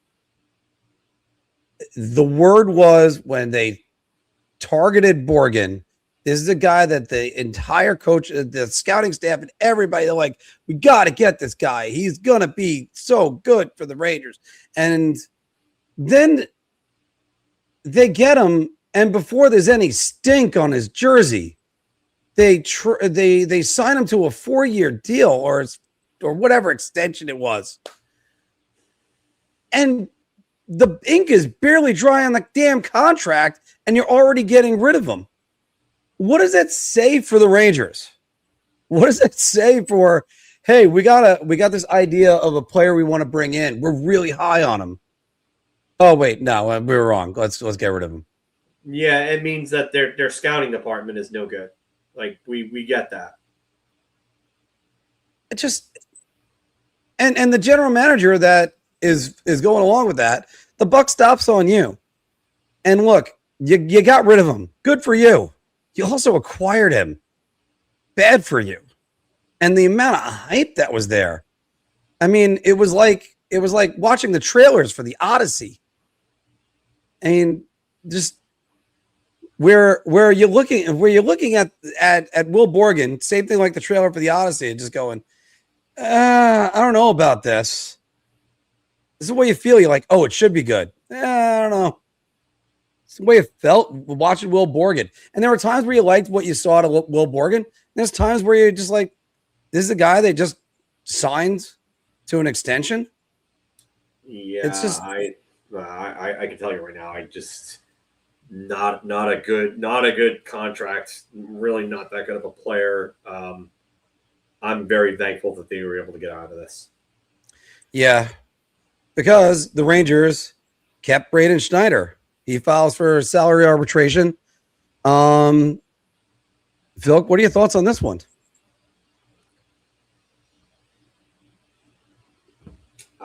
Whatever that's going to happen is going to happen. I hope he gets nothing near what Nemec got, because Nemec got overpaid like tremendously by Jersey. 7.5 or whatever that was for Nemec. Horrendous. Again, I mean, I see people online saying, oh, pay Schneider. Why? He's not good. He's regressed. He's just not good. And if he goes and ends up being somewhere good elsewhere because of the developmental thing, then okay, just like with Keandre Miller, you're going to have to take the L there. But it's a better alternative than paying a guy and overpaying a guy for the sake of being like, oh, hey, we have to justify our first round pick. No, I don't think so. I don't see the upside with Nemec. I don't. I'm sorry. And if I end up being wrong on that, okay. But I don't see the upside with Nemec. I don't. I don't know if my indifference on my face can be conveyed enough. Good, they're keeping Braden Schneider. If they traded him, I wouldn't have cared. Like, what is Braden Schneider at this point? Is there anything that they can unlock out of Braden Schneider? I mean, He's basically a let's see, he's That's not basically even 5 close. goals. Romanov is far and away better than Schneider. Romanov's a legitimate top 4, not a top pairing guy, but a legitimate top 4. Schneider's just average 6. Yeah, it's not even close. I would take Alexander Romanov right now. Let me ask you a question. What's the game that Braden Schneider brings? Can you tell me right now? I can tell you what Alexander Romanov brings. He's going to lay the wood to anybody that goes anywhere near his guys. Braden Schneider is supposed to bring what Alexander Romanov brings, but do it at a lesser level. And I mean, I don't think he was ever ruined, though. He's not that good. He was an overhyped player that I think this was literally another example of them getting McElrath, where, Dallas was going to take McElrath. You can't let Dallas take McElrath. Oh, Jersey was going to take Schneider. Can't let Jersey take Schneider. Like, sorry, he's just not that good. He was never that good of a prospect. I was never as high on that player. I wanted Hendrix Lapierre. I mean, I know that the concussions and everything have really kind of messed him up, but at least there was some sort of swing that you were taking. Yeah, I didn't want Hendrix Lapierre, and the concussions was a problem for me. I was excited for Braden Schneider because he was hyped up well. Calling him another Victor Hedman. Woof. That was terrible. That tells you what you need to know about that man. I mean, I wasn't big on the Schneider thing. I mean, I kind of thought maybe he was going to be something, and he was starting to develop, I thought, in 2014. He's just a 5-goal, 14-assist defenseman. And here's the other thing. He gives the puck away almost as much as Keandre Miller does. I mean, how about this? Think about this for a second. In his first 3 seasons, granted, it was, let's go with this. It's I wouldn't put Schmitz in any of that. I think all these guys, I think Schmitz has a higher ceiling and a higher floor than all those guys. Phil, in Braden Schneider's first 206 games, that's his first 3 seasons, part of 21-22 and full seasons in 23 and 22 and 23, 23 and 24. He had 111 giveaways. That was in his first 3 seasons. In his last 2 seasons of 162 games, he has 192 giveaways. He's gotten worse, I've told you. That's not worse, Phil. That is dreadful. Yeah, he's like I said, he has regressed mightily. And Nico's right. Like, he reminds me of Freddie Claesson in this regard. That's what Freddie Claesson was, a puck whacker. That's what Schneider is. He's a puck whacker. And so if they end up signing Braden Schneider to anything more than $4 million, you are throwing the money away. And if I'm going to get on Keandre Miller for being a turnover machine, although I don't think they're as accurate with his numbers, let's go to his final year with the New York Rangers. 97 giveaways. There you go. I mean, you could have had Ian Cole for that price, and Ian Cole would give you better defense. Nick Leddy. I don't like what Vinny Desharnais got, but I'd rather take a chance on like a Derek Forbert or someone like that over Braden Schneider at $4 million. At least I know if I'm going to have a guy that's committed 190 giveaways over the last 2 seasons. At least I'd rather have it be cheap. All right. So, Phil, let's go back to one of the questions we had listed that I didn't ask, but what does this do for the Rangers defense with all these moves? Well, the Pettersson and Jersey acquisitions gives them the best top 4 that they've had since the 2013-14 season. Like by far, their top four has been kind of ever since. I mean, you've had guys like Ryan Lindgren playing in the top six, Dan Girardi playing in the top six role. Like, I mean, even in 2013-14, Girardi and Stahl were really starting to fall off a little bit, but they were still decent at what they did. McDonough could carry that top pairing while Strowman carried Stahl on the second one. But this is the best top four that they've had since, hands down. No more Ryan Lindgren types in your top six. Marcus Pettersson is even adept enough at moving the puck. Vladislav Gavrikov is adept enough at moving the puck while still playing solid defense. And you have your Adam Fox, who's your two-way, franchise defenseman, and now you have Sean Dursey, that's another real good puck mover, guy that's excellent at zone exits and creating offense from the back end at even strength. And this is stuff you all needed. So it does a lot for the Rangers defense, and that's why I do think that they can fight for a wild card. I mean, it's going to be tough. I think Washington got significantly better. Philly, I mean, I think that Anaheim matches that offer sheet. There's no way they let Leo Carlsson go. So Philly, they're going to be stuck without center depth in their top six. I mean, it's Trevor Zegras, and what else is in their top six? You can't ask Sean Couturier to be a top six center anymore. He's just not. His body's just broken down too much. And I mean, Pittsburgh, they're still a halfway decent team. I mean, I think their top 9 overall is probably better than the Rangers' top 9 overall, but their defense is awful. I would say when you look at the Devils, they probably have more star power in their top 9 forwards, but again, Jack Hughes is always hurt, and then now you have their defense, Luke Hughes, who's not good on defense, Dougie Hamilton, who is also not good on defense and is always hurt. Otherwise, their defense core is really not that good. Brett Pesce and Jonathan Kovacevic, like those are the guys that you really that are going to hold up your defense. I don't think that defense is that good. Washington is a scary team.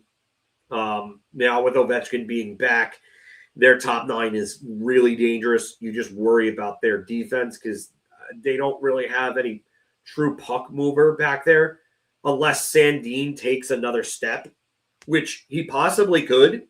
I mean, he looked really good when he first came over from Toronto at that deadline in 24, 25, I think it was. Or 24. Yeah, 24. So, I don't. I think they'll be able to compete for a playoff spot, probably a wild card if anything.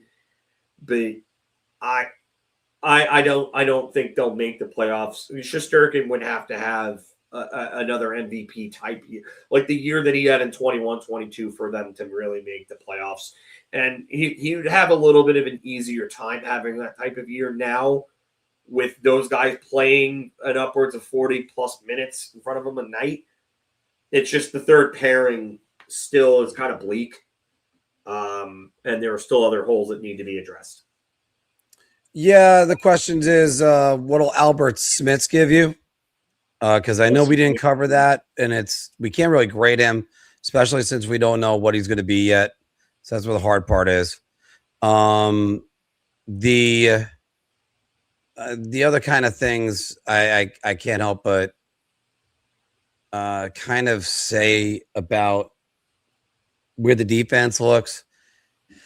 The defense itself, now you got guys that could all play 20 minutes a game plus in your top 4. And they look like they could be something. That bottom pairing, Matthew Robertson and probably Braden Schneider, they got to improve, and they got to improve quick if you're going to really hope to be something, which I don't know. I feel better about their defense now than I do than I did in April 15th. Now, contact me November 1st and see how this is looking. I think they should be a lot better. They should be in every way. And their forward lines, they should be a lot better too. There's a lot of yeah, but with this Filk and with this team. Yeah. And I know I'm going to get shit about it in the comments when I say it. But they're not better than Carolina. They're not better than Washington. They're not better than Philadelphia. They're not better than the Islanders. Oh, but the Islanders didn't add anybody. They added Pete DeBoer, guys. The Islanders just got 9 points. I break this down all the time. He averages 9 points more whenever he joins a new team. So then where does that leave the Islanders? Are the Islanders better than the Devils? And check back on if they actually do land Connor Hellebuck. A lot of people think that they might land Connor Hellebuck. I think Hellebuck would be better going to Buffalo, but that's a different story. So first off, if the Rangers are going to be the top 3 team in the Metro, which I think is going to be very difficult, then can they be a wild card team? Well, all you got to do is face the Atlantic Division, which looks like it has 7 quality teams and the Ottawa Senators. So it's, well, not really. I'm joking. The Toronto Maple Leafs, they're not going to go from worst to the playoffs again. It's just not going to happen. I don't know on this, Phil. I just don't know. And you look at the competition, maybe the Rangers are ahead of Columbus because Columbus looks like they're headed for a divorce with their stars. But the last time that happened, you know, they had an emotional spark and nearly made the playoffs. And who knows if Rick Bowness really does do what he did with Winnipeg, change the culture there and completely breathe new life into that franchise. Because if they do that, then the Rangers should be thinking about already firing Chris Drury, which I think that should happen. Could these moves work? Yeah, sure. I could also see them backfiring and then getting much worse. Because I could also see Chris Drury adding somebody is Ty Kartye going to be the Ty Kartye that was at the end of last season? Yeah, I don't think so. Yeah. And by the way, we also didn't cover this guy because the Rangers made one more move that we forgot to put in there.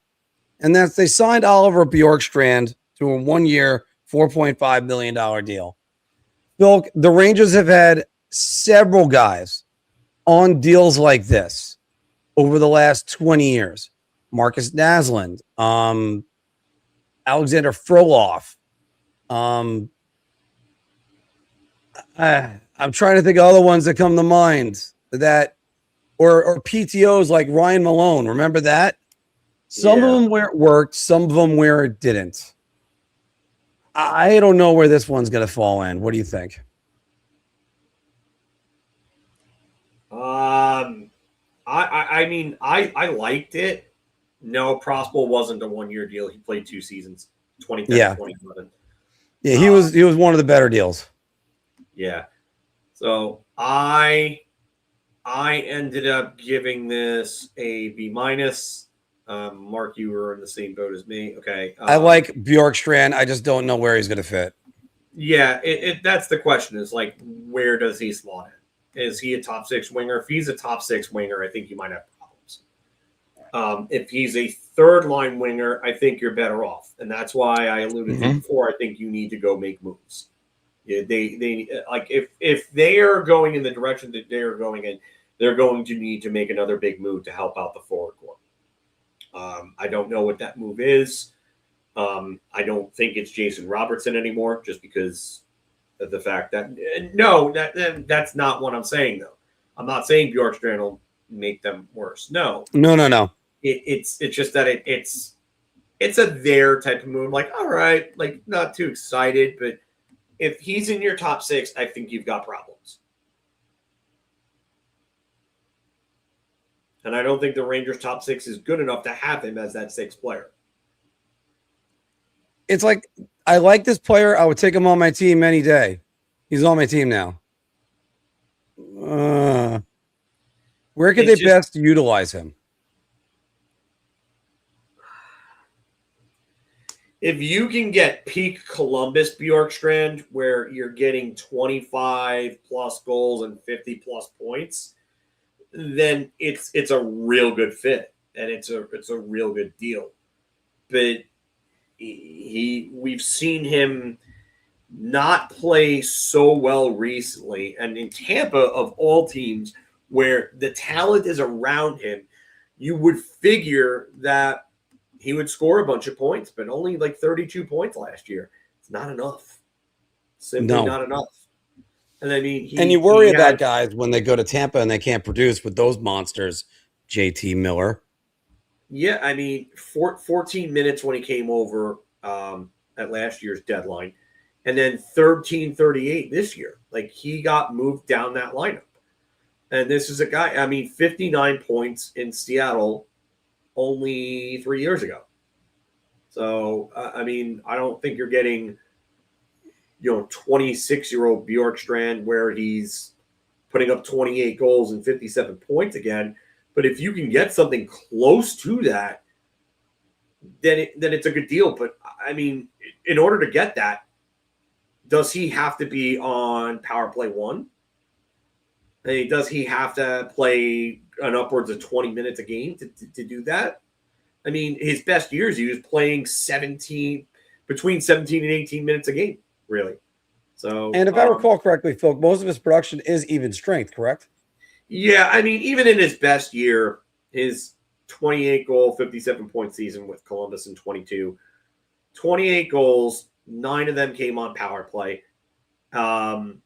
19 of them at even strength, and he had 10 assists on the power play and 19 of them at even strength. I mean, if he was more of a passer, I would be more enthused about that, because maybe if he passes the puck, maybe he sets up Will Cooley, maybe he's setting up Noah Lava or Cole Baudouin. And maybe that could be the case. Because again, I'm just spitballing about Baudouin being a third line. Yeah, center, I am with Evan on this. Like, the fact that Tampa chose Mikheyev for 4 years over Bjorkstrand on a 1-year deal, and if anything, I think that I like Mikheyev as a player that you can plug up and down your lineup. Like, he's. You don't want him on your first line. You could throw him there in a pinch if you need it, but he is a guy that can go up and down the lineup. Tampa saw something with him. I mean, he's had 20 goals a couple of times. I wouldn't have wanted to given a 4-year deal to a bottom 6 player, because that's what he would have been in New York, a bottom 6 guy. But I don't like the 4-year deal to him. I'm not saying he's Barclay Goodrow, but that's what that reminds me of. Giving long-term deals to bottom 6 players, it's just not a good formula. With Tampa, they're probably going to plug him up and down the lineup, kind of like they did with Nemesnikov before he left.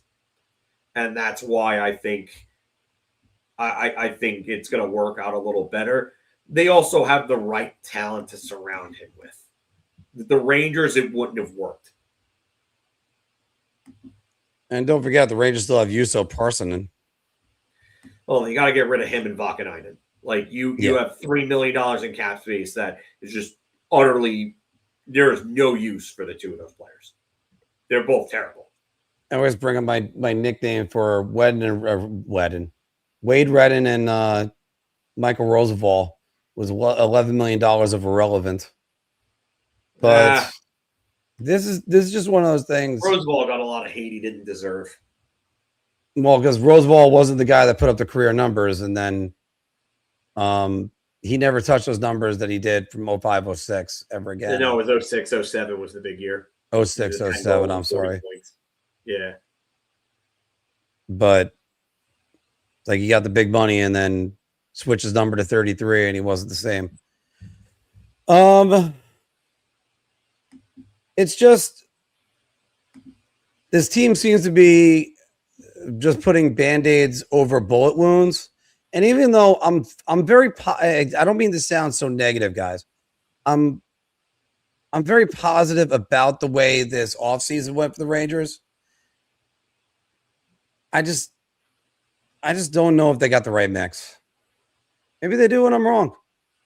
Maybe they do and I'm wrong. Maybe it's every move Chris Drury made is the right one. But, and again, this is me thinking that it's a lot more positive. But then you watch the teams around them get better. Imagine if the Ducks don't match. Leo Carlsson goes to the Flyers. Pack it in, sweetheart. You're not making the top 3, and you're certainly not beating out the Atlantic Division teams in order to get the wild card. So I don't like it. I don't like it where it is. So just a couple of notes, news wise.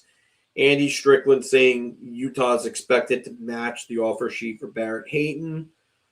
The other thing was Elliot Friedman. I guess this was on his, I think 32 Thoughts, said that the Rangers were approached. It was that a couple of things. One, the Rangers were approached about deals for Adam Fox.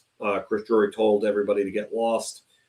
The other thing was that apparently Leo Carlsson's camp gave Anaheim a chance to sign him to a deal after the offer sheet came out and said,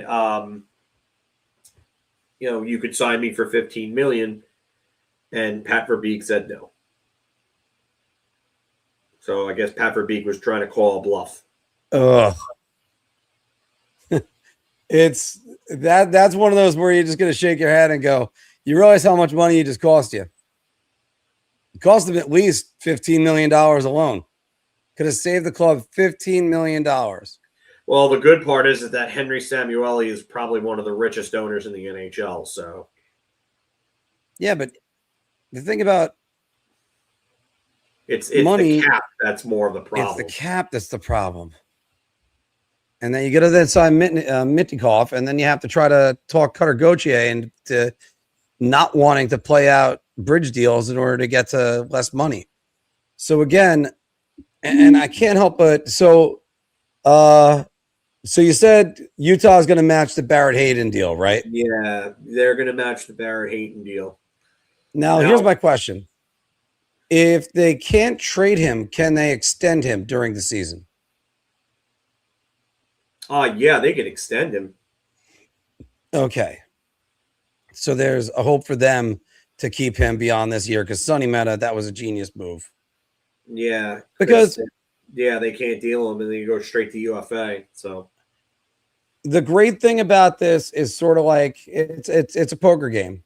So once you shove enough chips in, you got to look at what's in the pot and what it might take you to call. And if you go over the top, can you lose out on that? And that's what Sonny Mehta really kind of put. It's Bruce Armstrong in Utah, right? No, it's Bill. Bill Armstrong. That's it. Darn, I knew it was a B. So anyway, Bill Armstrong put him in kind of in a hole right there. That's also why they have the 7-day waiting period, guys. They let you figure it all out.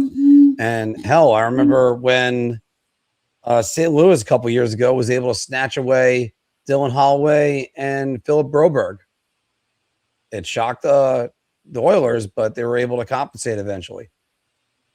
This is there's been a lot of big moves around the league, and there's still more dominoes that have to fall because goodness only knows what's going to happen with Connor Bedard, to say the least. And as we said in the beginning, what's going to happen with, Justin Armstrong. Yeah, the comment. Bruce Armstrong singing no, it wasn't Neil Armstrong. I know who that is. Let's go USA Hockey. One thing that I've seen going around on Twitter, people talking about Rangers Twitter was possibility of bringing back an old face in Patrick Kane for that second line spot. I mean, if you do it on a 1-year deal and you get him for cheap, you move Bjorkstrand down to third line, and then your top six looks a little better.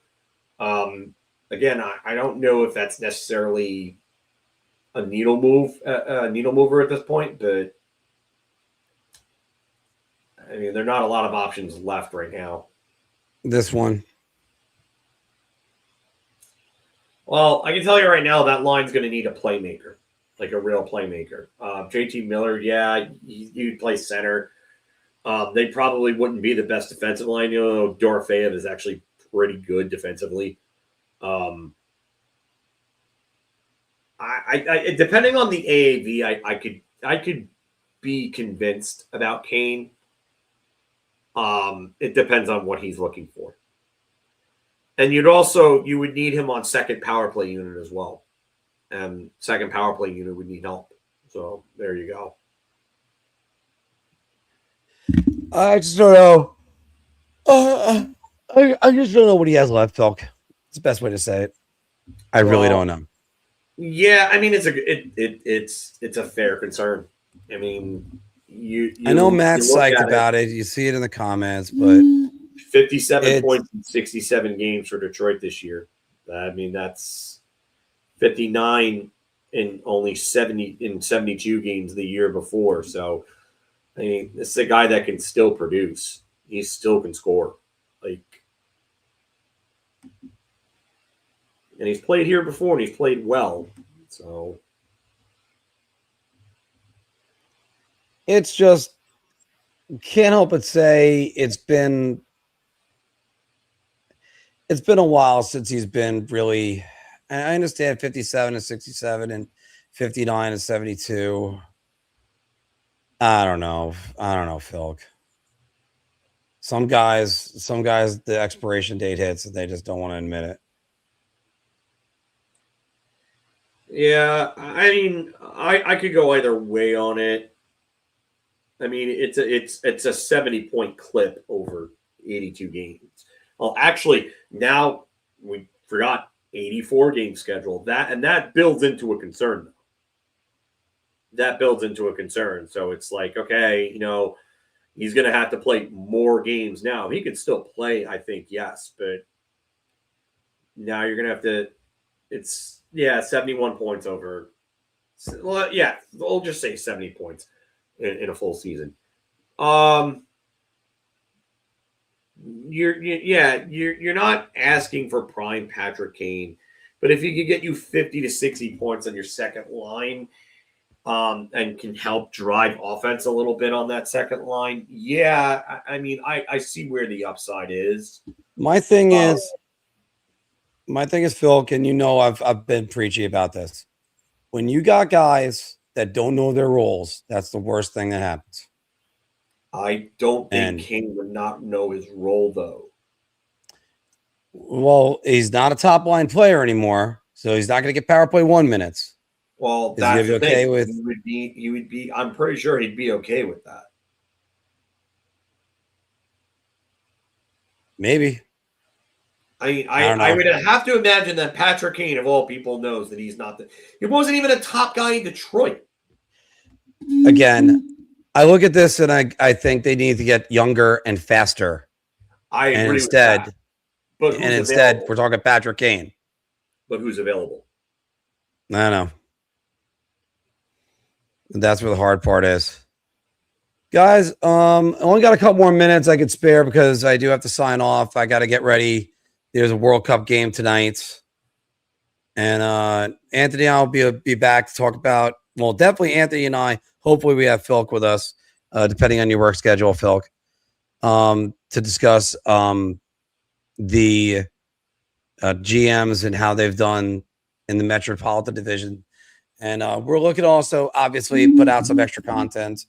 I was mentioning some of them last night to Dave, whom we were part of a 2-0 loss for our team to end our season. We'll get back together in late September.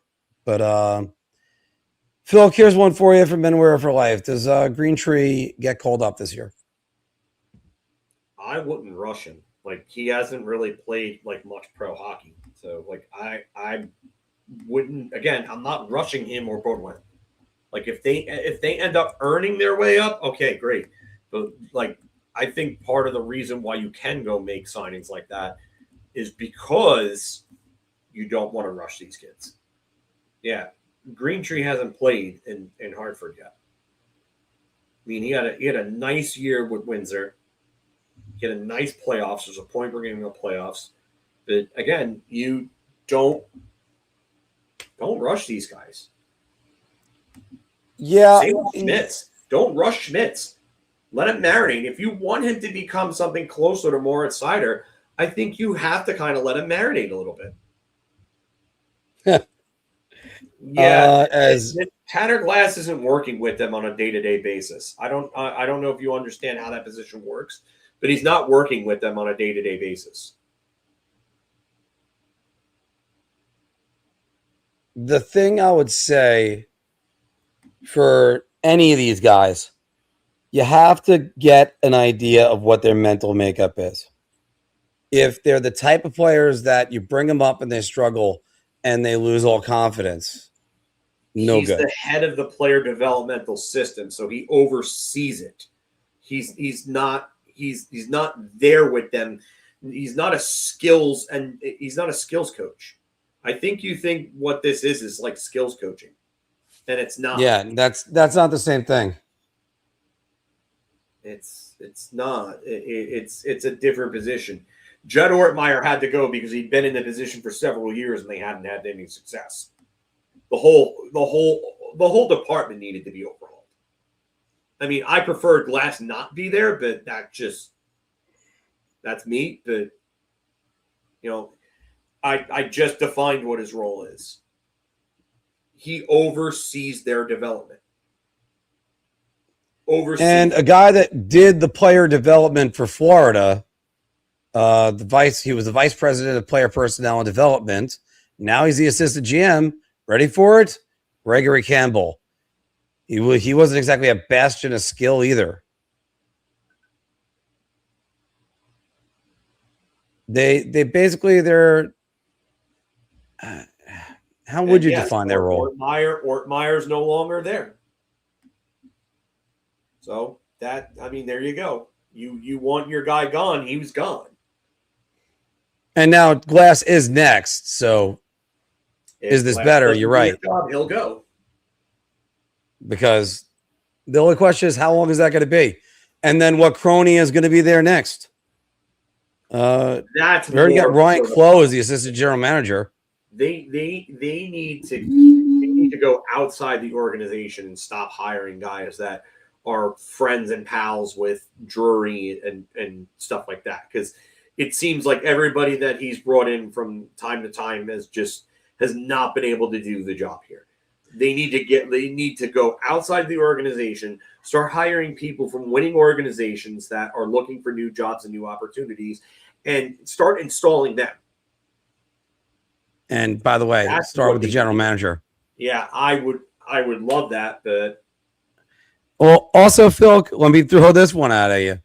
Would you say that Chris Drury treats all the coaching jobs and office jobs that the New York Rangers have sort of like the way Adam Sandler casts his movies? I mean, it's I mean, the lineups after a while. Rob Schneider is going to have this little 2-second little you can do it, like it just believe it or not, this is my good eye. Yeah, like he's going to have his little I get it. These are your friends. Yeah, and it was the same thing with Seth Rogen and James Franco and those guys. Yeah. Like it was like Rogan, Franco, Bill Hader, all those guys were all, I mean, I don't know what Quentin Dolan's going to do. I don't. I have no background on him. The only thing I know is that he had a good relationship with Chris Drury, and that was it. I just hope Quentin Dolan has a little bit less patience than his dad then.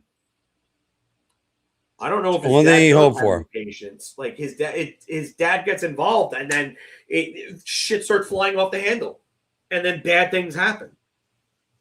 Right, but all he has to do is first off, I actually think in all organizations, president and general manager have to be two different people. I'm not going to take a whole lot out of that just because I don't think he's going to come out and say, "Oh, well, he sucks." or he's struggling or something like that. Like, you're just not going to say that. It's like people that complain about, I hate Aaron Boone. I think Aaron Boone's one of the worst managers in all of the major leagues. But he's not going to come out and say that his players suck when being asked about their players. No, he shouldn't, because that's how you draw people away. Yeah, that's exactly the way you kill it. You can't go out publicly. Look, think about this, because everybody's been playing this recently. It's been going around. The Terry Collins rant about players who want to be here and players who think they should be here. Because the ones that think they should be here, they'll bounce around and they'll be out of the league before you know it. And he never gets into specific about a player. This is rhetoric. I don't know how. None of us know how close their relationship actually is. It's rhetoric right now. And you know what? The only thing I can tell you is that only time can tell on this. Like, I can't read too much into something that I have nothing on. None of us have anything on it. And there's no way to argue anything otherwise. Oh, they have a close relationship. Or he likes him. Like, yeah. Every coach is hired to be fired. What else are they going to say? That's the way to look at it. Every coach is hired to be fired. And every executive is the same too. Executives tend to have a longer leash because they have to think more broadly of 3 years from now. Whereas coaches, you got to have the tentative wins and losses that you can throw on there right away. Now, that's why, like, yeah, I guess you could say also, like, GMs have to think about winning seasons and coaches have to think about winning games. And that's why it was hard for a guy like Tortorella to coach the Flyers when they were developing, as opposed to say, and look, you're right about this. I don't trust him until he shows me otherwise. Because we all know the Rangers are the redheaded stepchild of Madison Square Garden. Even though they were there first, they're not the favorites. We know this, everything. So look, I wish there was a definitive answer I could give on Quentin Dolan. Maybe he's a huge Ranger fan. But then again, look at the New York Mets. Steve Cohen, diehard Ranger fan, would do anything, spend any money. How are they doing? What, you mean Met fan, you said? You said Ranger Yeah, fan. Met fan. How are they doing?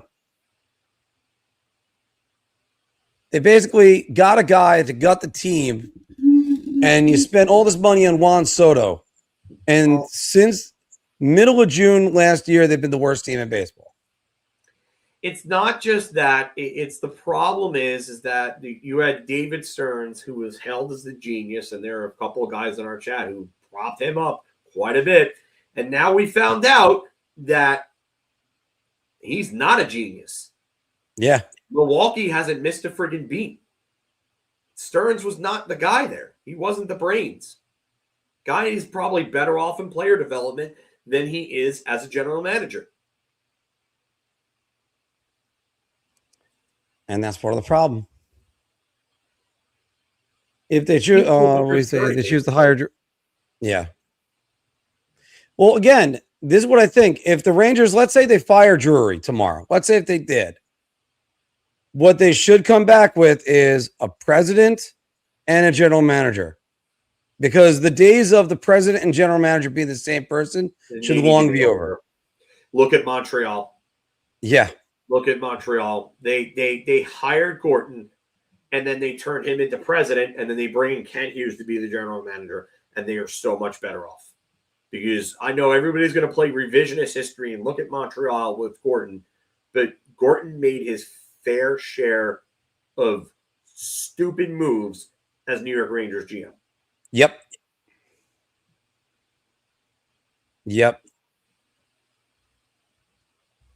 Because if there is no president, there's nobody to be held accountable for. And let's not forget, the last time they had a president separate from the GM, they both got fired on the same day anyway. So I don't know where the Rangers right now, You can't tell me that you just ooze confidence with this team. Are they a playoff team? The fact that I have to ask the question is a bad thing. Tells you that the window was closed 2 years ago. They should have understood that. Instead, they doubled down, tripled down. They brought in a nincompoop to be their captain. And speaking about people I don't trust, there you go. There's one. Prove me wrong, JT.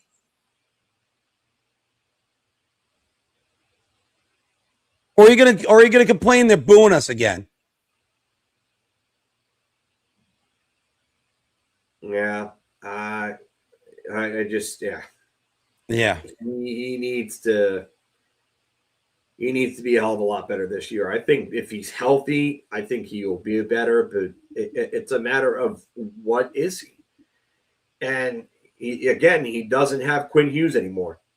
He doesn't have Quinn Hughes, so those numbers, he may never approach those 90, 100-point numbers ever again. But if he's an 80-plus point player, then maybe they fight for a playoff spot, and maybe they get that playoff spot. But again, that also has to be Zibanejad. Zibanejad, is he that close to point per game player or better?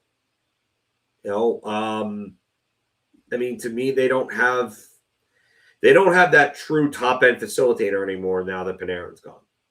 With Panarin, It's a different story, but they don't have that. And Pavel Dorofeyev's contract would have been a lot harder to give if Panarin's there. Would have been nearly impossible. But again, Phil, the cap's going up. I'm just tired hearing those words because it's like the cap's going up. Okay. It's not inflation. You don't just hand out the money to the next guy. Because then you end up becoming what Anaheim is right now. Anaheim is screwed so badly. I can't tell you how much on a scale of 1 to 10. They gotta pay their top center, their franchise player, $18 million. That's right. But then you got to talk the other guy into taking a pay cut for a few years, which is possible, not likely.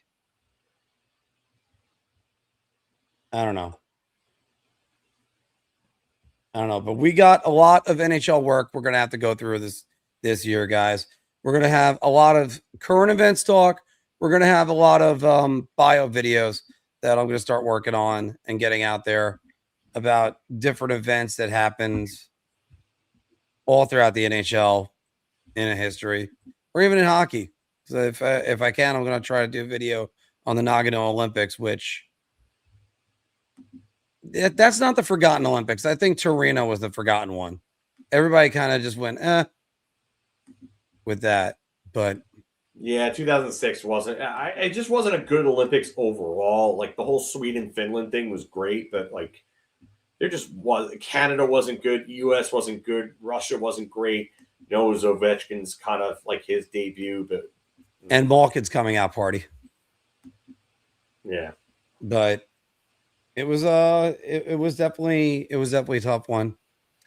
But 98, like the unexpected happened everywhere. And like Dominik Hasek and Jaromir Jagr engineering one of the greatest upsets ever.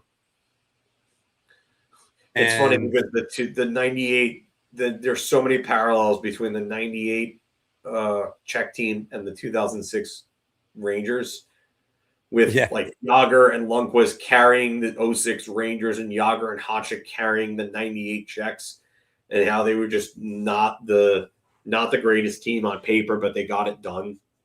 So. After all, there was underrated players that performed.